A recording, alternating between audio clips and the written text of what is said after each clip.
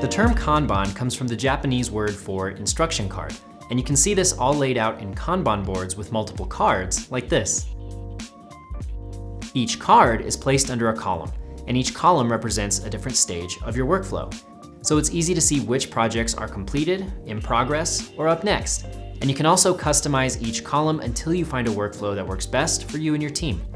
Each card lets you see the important information needed to complete each project, like who's assigned to it, due dates, checklists, and comments. This visual approach makes it easier to balance the amount of work in progress, which helps make sure that each project moves forward in the least amount of time.